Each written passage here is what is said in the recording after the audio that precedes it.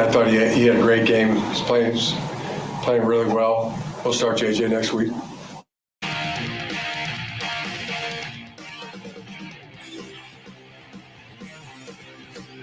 Hello, everybody, and welcome in. That was Michigan coach Jim Harbaugh after Saturday night's game, saying that he's going to start J.J. McCarthy. Let's hear him again talk about it. He had a great game. He's playing really well. He'll start JJ next week. Next week against UConn, Michigan coming up with J.J. McCarthy, who will get the start against UConn, and I would say that he's likely to start for the rest of the year. Welcome in on this Monday. I'm going to say Football Monday because it was a Football Friday. Now it's Football Monday, but, it's maybe a little redundant because it's going to be a Football Tuesday and football for a long time. But so, we don't want to be redundant. We want to get right to it. And with that, if you're joining us and you're somebody who's watching this live, leave a message. I like to hear from the people, see where you're at with this team. I put a question out there for you that you can answer, and I'm going to answer it myself. The question is, Michigan has played 2 games. You have watched this team now through 2 ball games, and do you like the Michigan team more? Here's the question. Do you like this Michigan team more, less, or the same since you have watched the 2 games that they've played? Tough question for you. Think it over and then go ahead and tell us what you think. What are we going to be talking about today in addition to what we think of this Michigan team after 2 games? Well, we've got some latest news for you with the Maize and Blue. They had a big-time recruiting night. There were some guys that got banged up, and we'll tell you where everyone is right up to the moment right now. And we'll look at some of the standouts on Saturday, and that's where we start. This has been something we've been talking about a lot, but we're going to start with the biggest standout on Saturday night, and that was the guy that got the start and did not disappoint in his first ever start for the Wolverines, J.J. McCarthy. There was the idea that, I don't know, let's see how he handles it. Maybe he'll come out and he'll have some jitters. He'll have some butterflies. He'll throw the ball a little erratic, and none of that happened.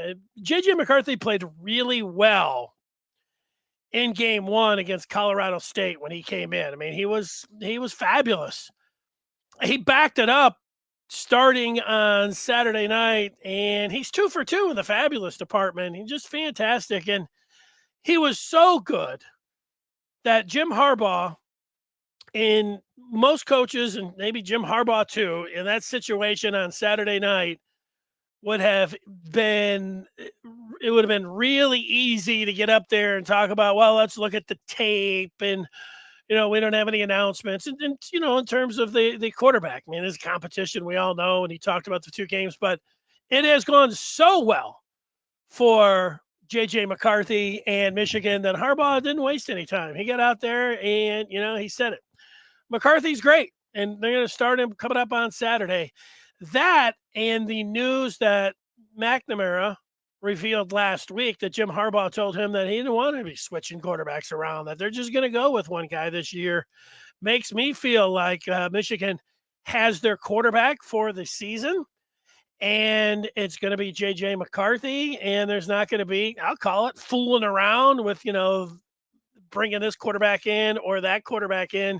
It's going to be one guy, as it should be. It's very valuable. They're worth their weight in gold, talking about a backup quarterback.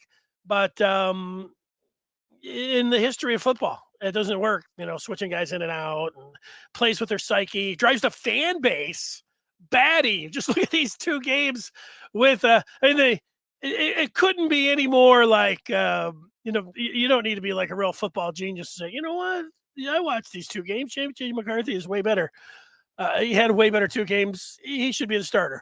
Every single person that watched the 2 games, came to that conclusion. I mean, there's nothing, and yet still the fans going crazy. Like, oh, I mean, all the ways to go crazy. You get it. And you certainly can feel bad, sad for Cade McNamara. And, Cade McNamara, hopefully, his head's been down, since last week. And He played like that on Saturday. But hopefully Michigan, the team, the coaching staff can boost him up and get his head, held high. And, from a fan base standpoint, you can remind yourself that this was a guy that did something that no other starting quarterback has been able to do for nearly 20 years. And that's quarterback a team to a Big Ten championship like it did last year. So, that's, you keep your head up high, and he is the captain of this team, and he could be called upon at any point in the season, and he might be right back up there. That's how quickly it can go in college football, and you don't need to.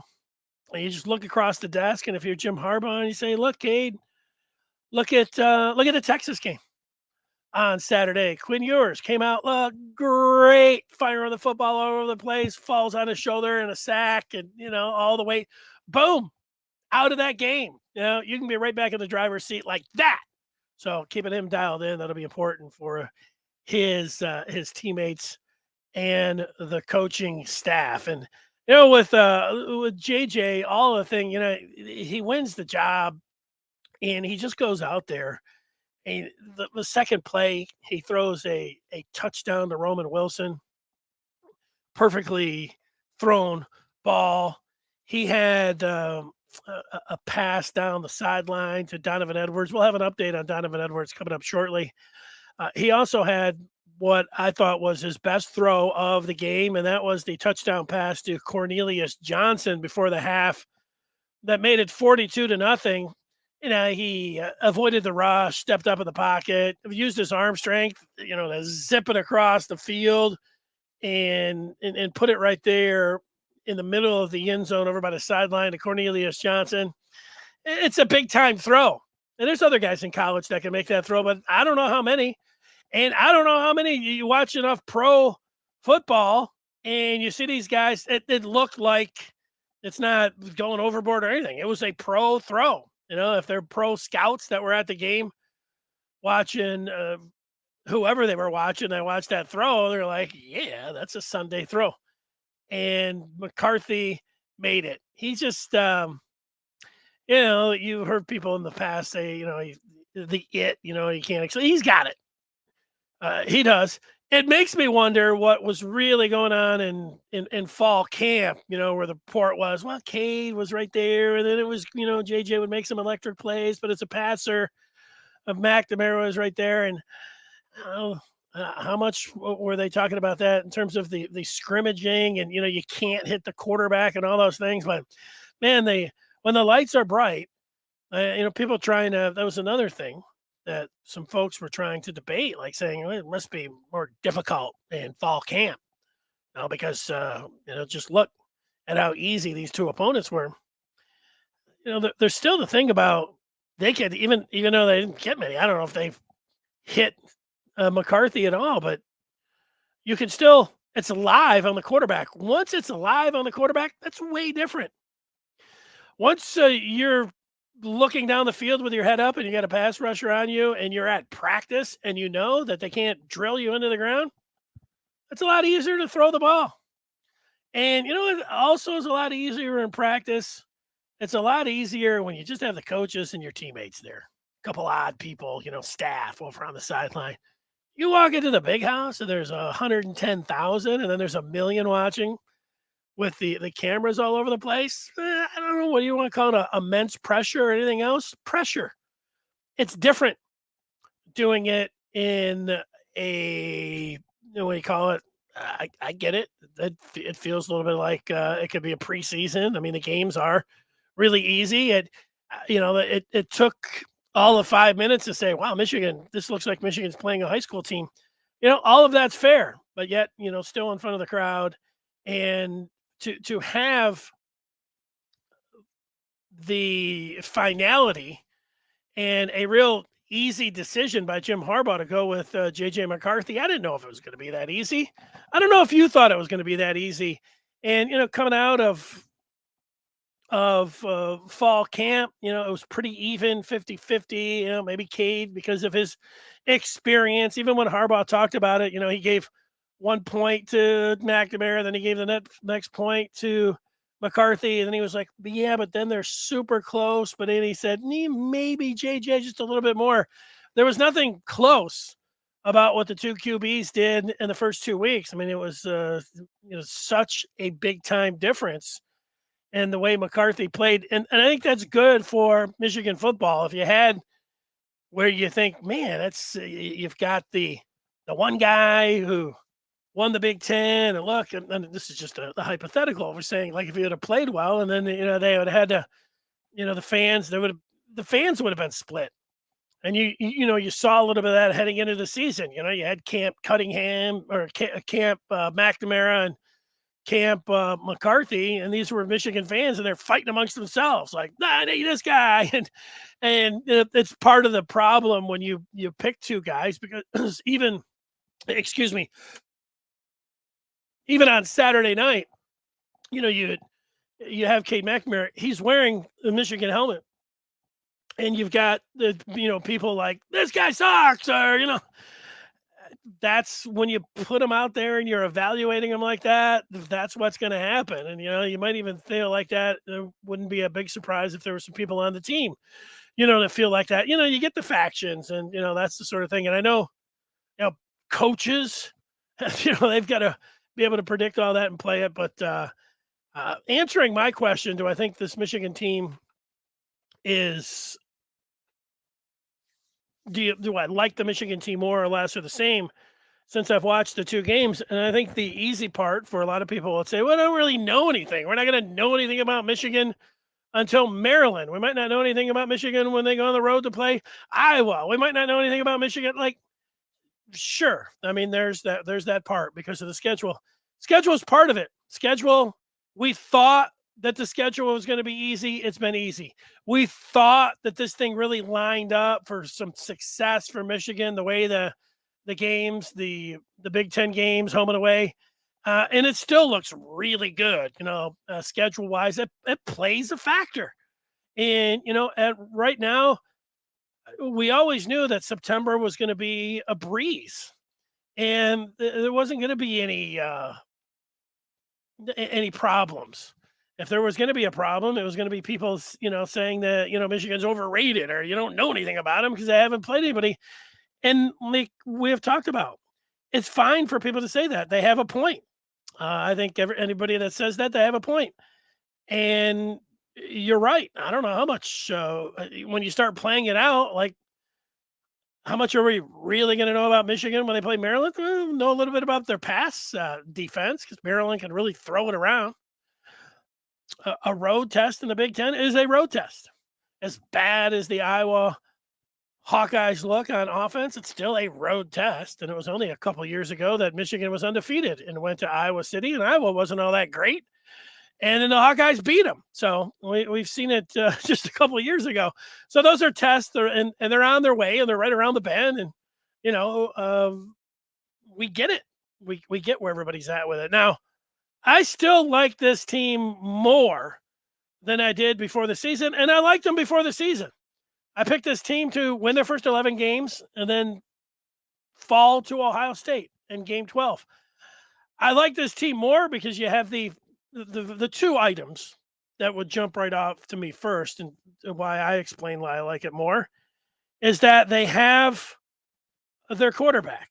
And it's decisive, and it looks like the guy that wins, McCarthy, is going to be their guy for the long haul, and there's not going to be any tinkering around and putting McNamara in and rotating a series here, because that was always going to be an issue for me, and I think a lot of others, and yet McNamara said that the Harbaugh said they weren't going to do that. And so that's great news, and that should be music to Michigan fans' ears. So that's number one. You get the quarterback. The other part that I like is that, we looked at the defense and we knew all the names and we talked about it like, okay, it's going to be Upshaw, it's going to be Morris, and, it is going to be Braden McGregor and Jalen Harrell, and you go down the list, and those guys, from what we have seen, and Anoma now and Derek Moore, there was, it was hard not to think that some of this was like typical camp news. When I got Josh Henschke, telling me, they talk about Derek Moore like he's going to play. This is the true freshman defensive end. They really like him. I'm thinking, how many guys are they going to be able to play? And then when they brought Yabi Anoma in, it was kind of the same thing. It's like a couple days into camp, they're like, oh, Anoma's good. Going to have a hard time keeping him off the field. It's like, okay, now you got another guy that they're going to have out there, and he's getting a lot of talk. Well, then we saw him. We saw him in game one, and you could see why somebody would say that these guys are going to get some snaps. I feel better about the defense all the way through there, and yeah, you do have to factor in the two opponents. That's part of it. Like if they had played two top 25 opponents, we might be talking about them, being the best defense in the country. We're not always saying that. Encouraging to see the guys flying around, and some of the stuff that seemed maybe overboard before the season about, this guy's good and this guy's good. There was some confirmation there. I like the possibilities for the defense a lot more than I did before the season started. There was a lot of unknown out there. There was a lot of unknown at the quarterback position, and there's not unknown at the quarterback position anymore. Hey, they got their guy. That's good. And that's why I like the team more after watching these two games. Antoine on the feedback likes the team more as well at this point. He says, don't be silly. Of course, this team is way better than before because JJ is dynamite. He's saying, remember good times. Well, who are you talking to, Antoine? Of course I remember good times. They had the apartment building. You had Rerun. Wasn't Rerun and good? But JJ was the star.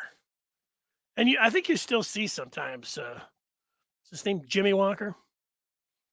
He'll be on like some kind of late night commercial. He's using he's got one of the great lines of all time. Dynamite. And, JJ was dynamite on Saturday, and he was dynamite the Saturday before. Antoine further saying that Michigan may have a high-octane offense that was Ohio State was supposed to have. Don't get me wrong. Ohio State's offense is still good, but Antoine is saying that Michigan is more explosive. Yeah, I'm not ready. It's good. Like, I know that the way Ohio State played against Notre Dame, they didn't look like the greatest offense in the world. Certainly the greatest offense in college football, which they were last year. But you're like, okay, well, they're playing a quality opponent. That's worth its weight in gold when you're going to play a quality opponent and you feel like you're battle tested. And then you go out and you see Notre Dame lose to Marshall and you're like, wait, I don't know. Is Ohio State really all that good?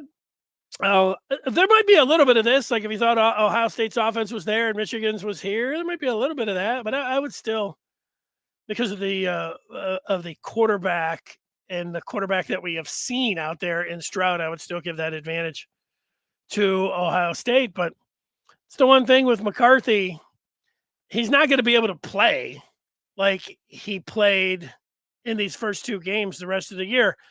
If J.J. McCarthy plays like he has the rest of the year in these first two games, he's going to win the Heisman Trophy, and Michigan's not going to lose any games.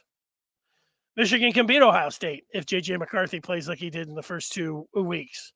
J.J. McCarthy will be undefeated, and Michigan will be a top 2 or 3 team in the country, and the sky's the limit if he plays like that. Championship. Big Ten championship and beyond. If McCarthy plays, and I'll say anywhere even close to the way that he's played to the first 2 games, because the first 2 games, he has been as big of a threat on the ground as he has been throwing the ball, and he has been magical throwing the ball. The balls, the placement, the throws that he was making on Saturday night. If whoever your favorite person is to talk about Michigan football is going on and on about the throws that McCarthy made against Hawai'i, that's a person, I understand why you like them. That's where I'm at too. These, I factor in that it was Hawai'i and everything else. And then I just take the step back and I look at the throws that he was making over there, and I'm just nodding my head and I'm just looking at it and I'm saying, This kid is dynamite. Like Antoine's talking about, very impressive. A lot of fun to watch. And yeah, it makes Michigan really dangerous. So I'm there with you, Antoine. Let's see. Steven likes the team much more after 2 games. Yeah, well, you're with me and Antoine, Steven. One Scoop is not answering that question. He's just saying go blue. I don't have a problem with somebody typing in go blue. Look at Adrian. He's doing it too. Leo says he likes Davis Warren as quarterback too. Not a kick at Cade when he's done, but not kick Cade when he's done, or down, I guess I should say. But Davis has been better than Cade since the spring game. Yeah, there's been a lot of that talk. Davis Warren, he's QB2, not Cade McNamara. Cade had a poor game on Saturday. He didn't look good. He looked like he was forced into things. He looked like somebody had his world turned upside down. You can say he probably, has. Thinking that, 2 weeks ago he was on top of the world as the defending Big Ten champs, and he was the captain, he was the quarterback, and now it looked like he even lost it after the first series. I know he didn't, but it felt like it, that he lost it after the first series against Colorado State. Yeah, I'm not ready to. And you're right, Davis Warren, he can throw the ball around. He's got a live arm, and he looked pretty good. That throw that he had to the backup walk on tight end Bredesen. I mean, that was 3 guys around him, but around Bredesen, and he laid that ball in there, and it was a hell of a pass. So, there's a point to that. I'm not ready. Like, I don't know if there's any reason to be talking like that. I don't know. Hopefully you're going to find out. I guess if Michigan gets up big against UConn, you are going to see the backups, and they should, against UConn this Saturday. So I pull off what I pull back what I just said. Like, let's not talk about the quarterbacks anymore, the backup quarterbacks. Let's just talk about. But yeah, I mean, it's going to be on display Saturday again. So sorry, Leo. I think you're on top of it, and I'm with you. Let's see what a Blue Dove is saying about Michigan. He agrees about Davis Warren. Warren has been better than Cade during game time, and that includes the spring game. So this is something that people are on. Adrian, Ohio State fans are scared, trying to downplay JJ as much as possible. Look, if you are Ohio State or you're Michigan State and you're a fan of those teams, that's exactly what they're going to do. Michigan State fans will be like, oh, you've got the greatest quarterback ever now, don't you? They love, just honestly, Michigan fans over the last 10 years, when they've had their quarterback, they're always wanting another quarterback in there. And I have to admit that I have been guilty of this myself. I don't like to throw myself in, but it happened. When they had this guy, I wanted the other guy. When they wanted the other guy, I wanted this guy. Then I wanted the next guy. And then, okay, it was going to be this guy. It was going to be this like savior. And, then it was going to be Shea. And then, Shea wasn't so hot. So there's been a little bit of that. So you understand why your rival is jumping on that, because there's some truth to it that for Michigan fans, they have been, and fans are like this in general when it comes down to the backup, but Michigan fans, they've wanted the other guy for a while now, no matter who was out there. And almost as a rule during the Harbaugh tenure here, you've liked the backup quarterback and wanted to see him in there, being different than as the fans from what Jim Harbaugh has put out there. It's been part of it. I admit it. I've been right there. T.O. says the media spoke at fans telling us about what's best for our program regarding the quarterback battle. The fanfare towards JJ is because it felt like the biased media wants Harb to play the lesser talent. Now, whenever you throw the media out there, I don't know who you're talking about. Now, if you start, if you're listening to sports talk show hosts, like they are trying to rile you up, so they might just throw something out there about a backup, just trying to stir some things up. So there's always the stir up possibility, and you include sports talk hosts as media, which is a little loose to begin with.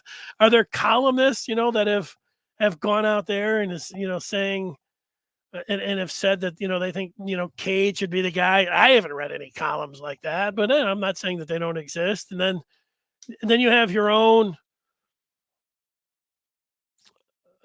entities that are covering Michigan, like this one, the Maize and Blue Review. I can speak to the folks at the Maize and Blue Review. I haven't seen any columns, or I haven't seen anyone standing up there and saying that there's some kind of a fanfare towards the backup. And remember, quarterback battles always stir people up. There was a part, like there was people, like when we were talking about it heading into the season, people are like, don't get so crazy. You're playing right in everybody's hands. No, when Harbaugh put this thing out there, it was combustible. It was controversial, whether you want to believe it or not. And if you didn't, then you just shouldn't have either listened or read anybody, because that's all anybody was going to talk about. That's why after these two games, it's worked out brilliantly, because you have a definitive answer. There's really no case for McNamara. This was a total landslide victory by JJ. So I don't know. Sure, were there going to be some fans? And we talked about this last week. Like, I would have thought that if you're a Michigan fan, the only people that would really, when it came down to the competition, that would just be pulling for McNamara no matter what, would be his family. We could all understand that. Maybe you were from, I don't know, Nevada, where he's from. You're from his hometown, so you're going to stick with him. But that's just not realistic. That's not how things work. Maybe your cousin goes to Michigan, and your cousin was in a class with Cade McNamara, so you really like Cade. Maybe you're old school, and when you see a quarterback go through and win the Big Ten like Cade did last year, that you just think yourself, like, I want the guy under center that led the team that I like to the Big Ten championship. And so there's been a lot of that. And some of that, and it's the good and bad of Twitter. I mean, this one guy who I don't even know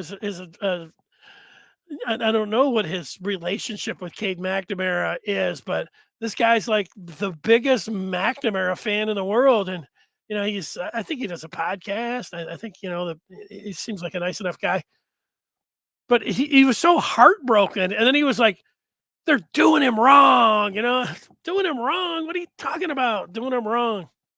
It just gets back, like when you're talking about the media, man, there's a lot when you get to a quarterback controversy, and that's what this was.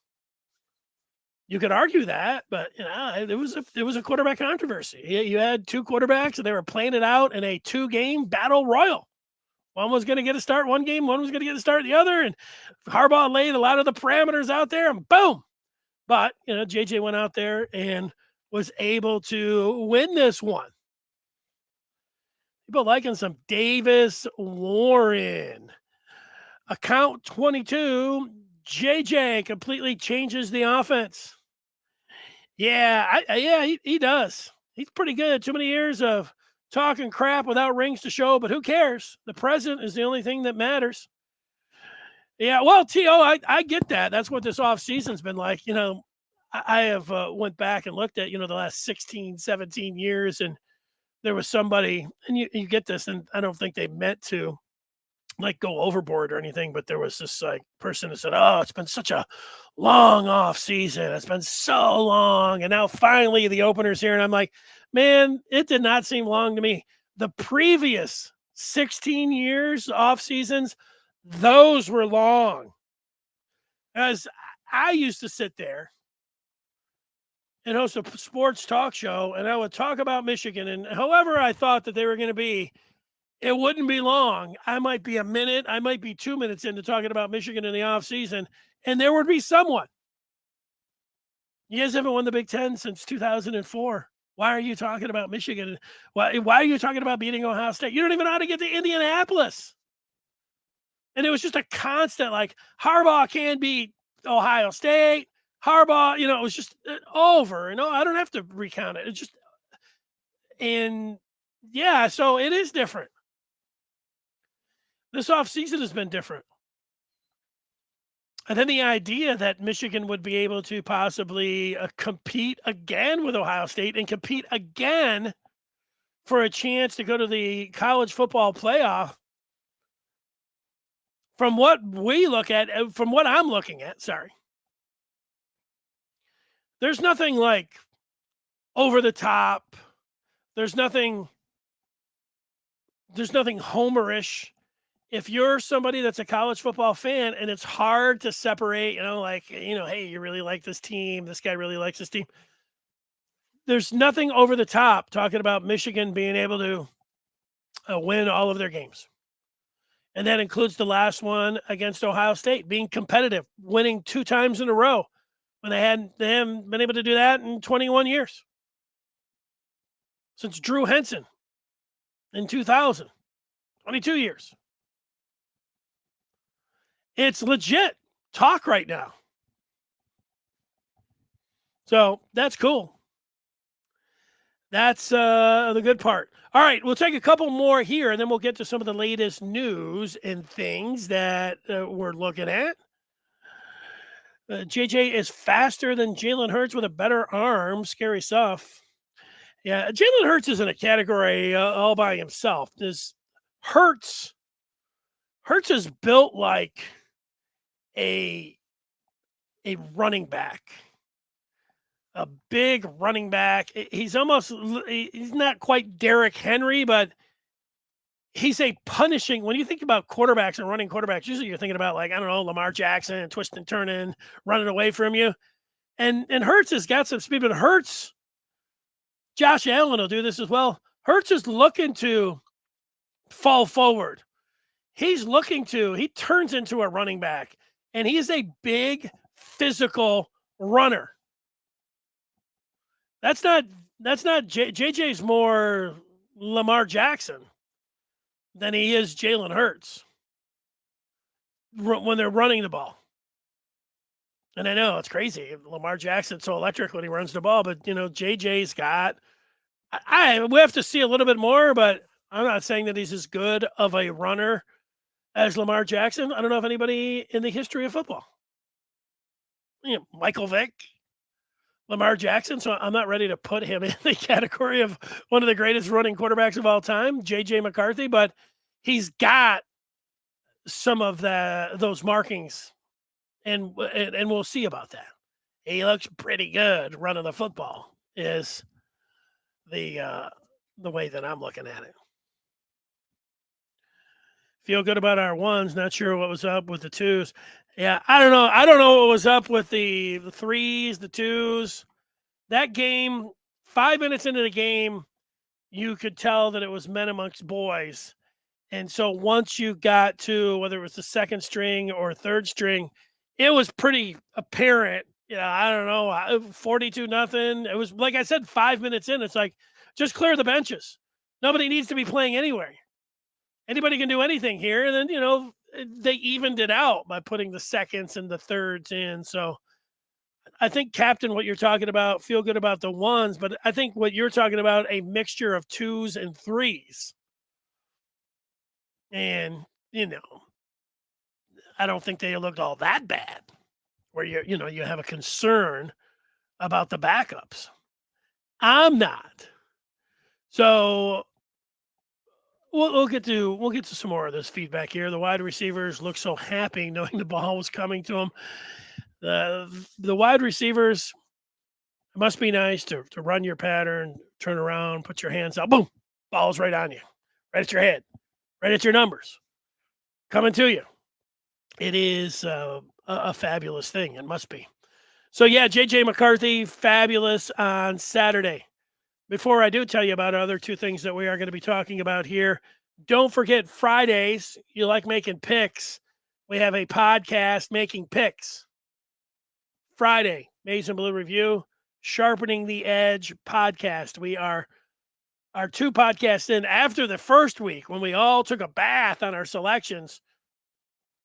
The Sharpening the Edge crew has struck back with a good week 2. We have that on Friday available for you. All right, some of the latest news when it comes down to the Maize and Blue. Right at the top of that list is the status of Michigan running back Donovan Edwards, who went into the medical tent on Saturday night and then didn't play in the second half. Jim Harbaugh today elected not to say much about Donovan Edwards and his status with the team. He said that when it came to Edwards, that Donovan Edwards was working through something. Now, what it looks like, I'll give you the best guess on the injury front when it comes to Donovan Edwards. He has an ankle injury. So when you have an ankle injury, depending on how severe that is, you could be back in a week.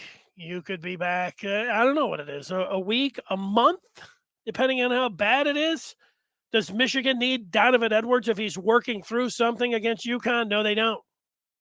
Do they need him against Maryland? You remember he was great against Maryland last year with 10 catches for 170 yards and had that 77-yard TD. But do they need Donovan Edwards necessarily against Maryland? No. At Iowa, which is October 1st. So that is that's a good 3 weeks that they could rest Donovan Edwards if it was, severe. And we don't know the severity of it. So working through something, my guess is that, and my suggestion is if he's working through something and he doesn't feel like he's 100% against UConn, don't play him. They could play me. Maybe not, at running back against UConn and would still be okay.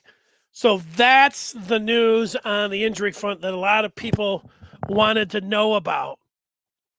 And that is Donovan Edwards. He's working through something. And like I said, I heard myself that it is an ankle.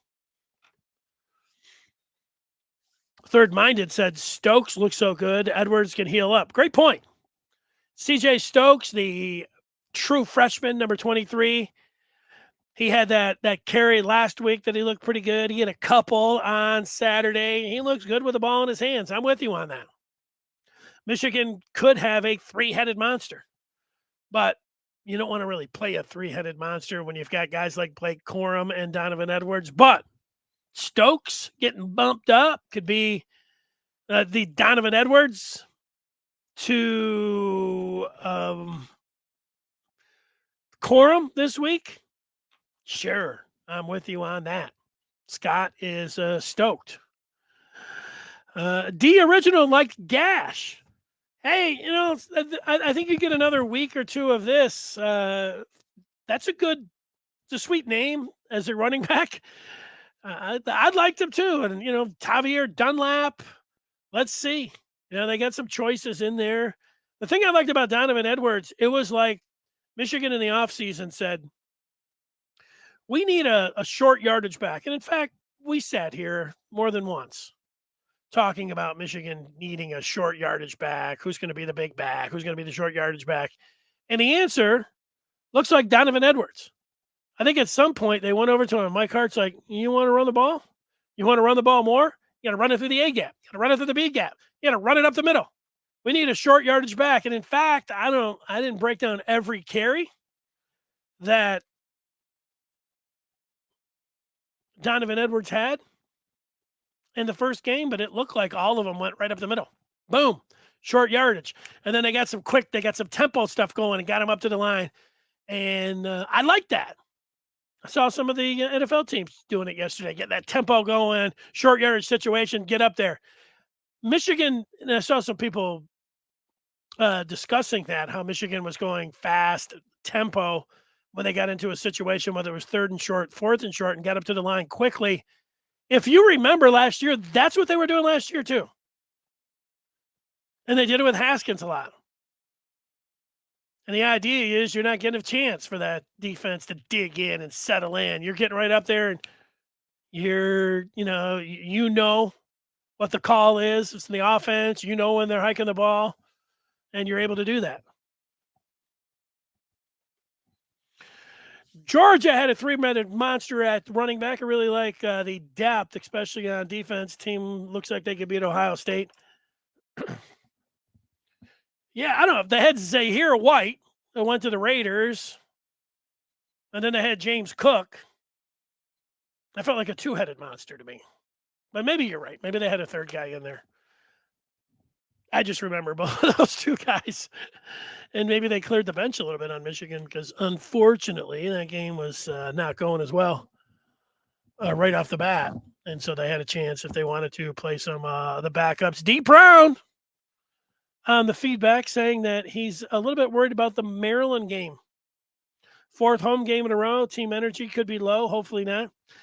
Yeah, I don't think the team energy should be low if you're at home and you're playing in your Big Ten opener. And you're going to be playing a team that really is one with that's a Power 5 conference. It should be a step up. And I saw Tagovailoa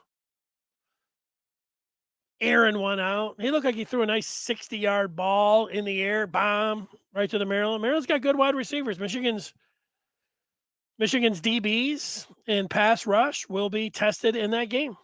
So I don't know. I am not. There were people in the offseason were calling that a trap game and all of that. And I continued. I don't, completely wave things off. It's a Big Ten game. I get it. But I worried would not be. And you're just saying you're worried a little. I'm not even worried a little yet about Maryland. But, maybe D. Brown, D, if you keep harping on it, maybe I'll start to worry a little bit about Maryland and what they're bringing to the table. Right now, I still don't feel like there's much to be worried about when it comes to the Terps. All right, some of the standouts. People mentioned Davis Warren. They mentioned C.J. Stokes. I put Stokes on my list as somebody who I thought was a standout on Saturday night. J.J. McCarthy heads that list. Roman Wilson, I think, could have scored 6 touchdowns if Michigan would have kept throwing him the ball. Meanwhile, they threw it to him on the second play of when Michigan had it on offense, and he went for a long touchdown. Then they handed it off to him, and then he took that one in for a touchdown. Roman Wilson, touchdown maker. 2 games, 3 TDs for Roman Wilson. Pretty incredible. And remember, he is a sub 4.3 guy. So you like that. You like sub 4.4 guys. And then when somebody says sub 4.3, you're like, what?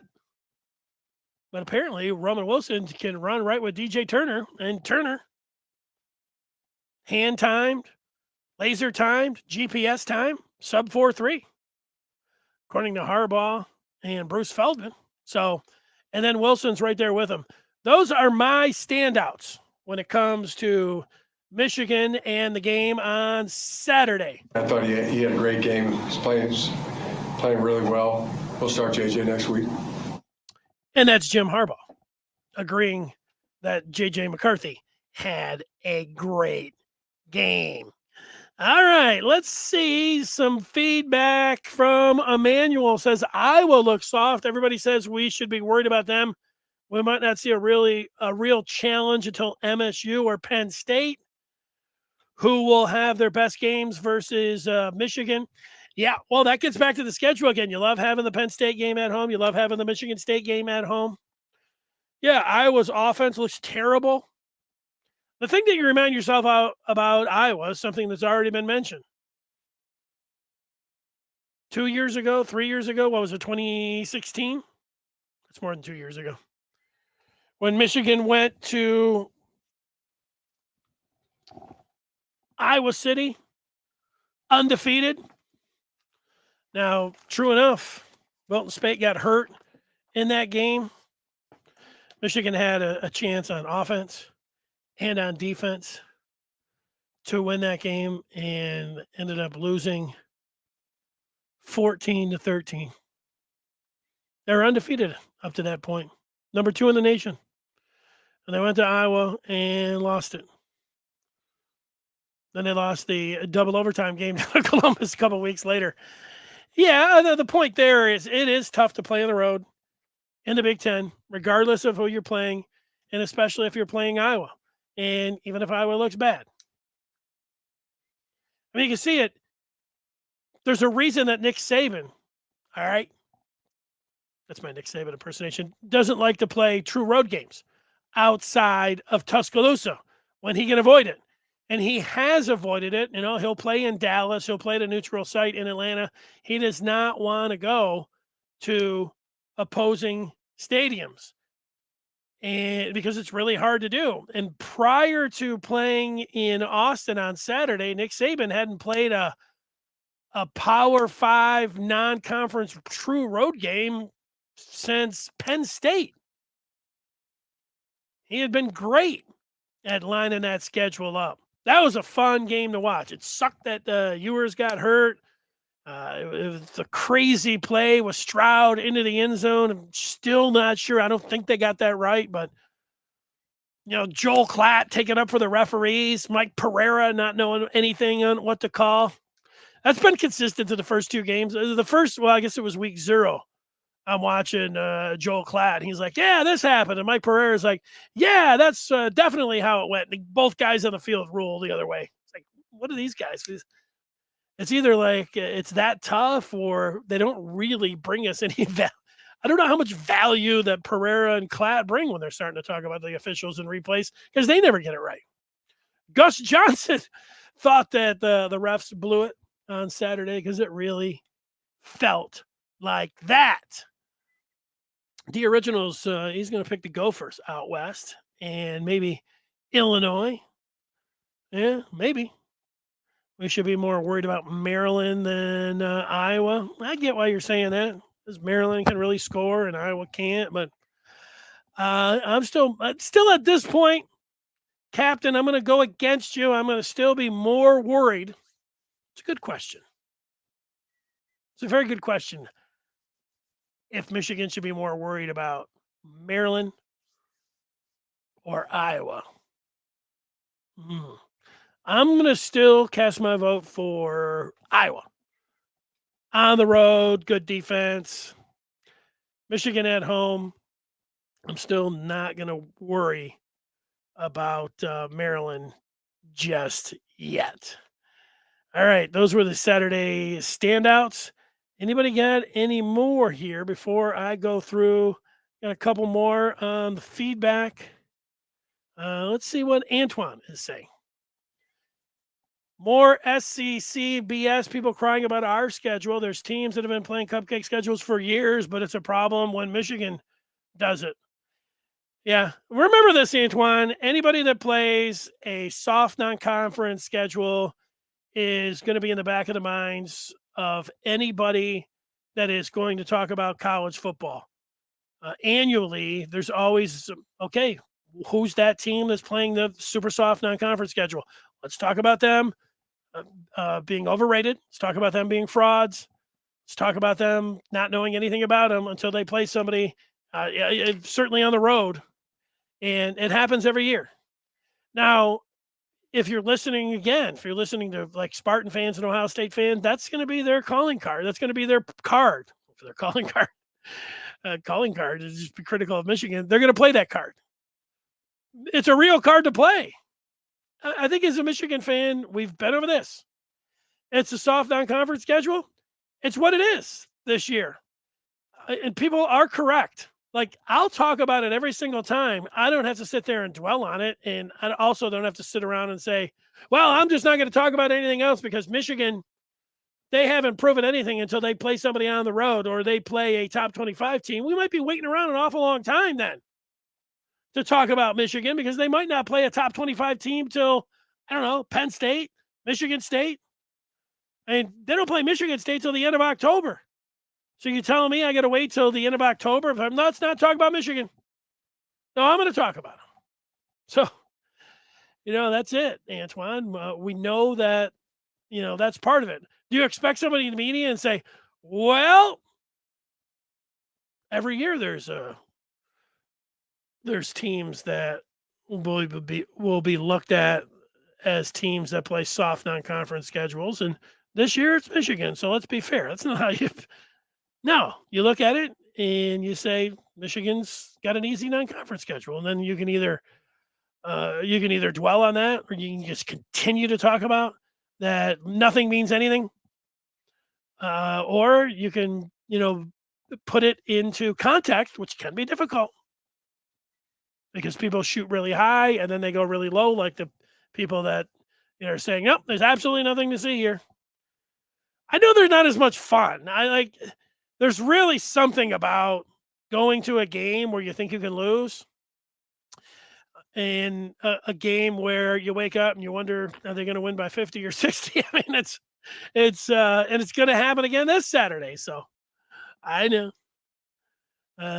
Malachi's excited to see Michigan State go to Washington. I was excited to go see Michigan play Washington a couple years ago. I was planning to go to that game, pay for that game myself, travel and everything else, not go as the media, and then just enjoy a road game. And then that, whatever happened, the pandemic happened. Now Michigan State's going out there. Antoine indicating that Michigan State should shut their mouths. Okay. There you go, Antoine. I like it. Thorne's going to throw a bunch of picks. Okay. Coming up tomorrow, we'll look at this team and where it's going. And we'll talk about the personnel and just how it looks here for the Wolverines. We know who the quarterback's going to be. Are there any problems with other guys that, there's been some drops. What about other personnel that is not necessarily, getting all the work? Has Michigan shared the ball enough? We will get into all of that. Thanks so much for watching this show. And don't forget, join the Maize and Blue Review. We did not get into recruiting. We'll get into a little bit tomorrow. Jaden Davis, etc. If you do want to know what the latest move is on the recruiting front, join up to the Maize and Blue Review today. Zach Libby was working all the weekend long and's got you dialed in right up to the second about the Wolverines and what they're doing on the recruiting front. Go to michigan.rivals.com for the latest, and we'd love to see you there on the message board. Great present for you know who? You. You're the Michigan fan. Treat yourself to the present of talking about Michigan football all the time. What? No better present that you could ever give yourself than a subscription to the Maize and Blue Review. Until tomorrow, everybody have a great rest of their Monday.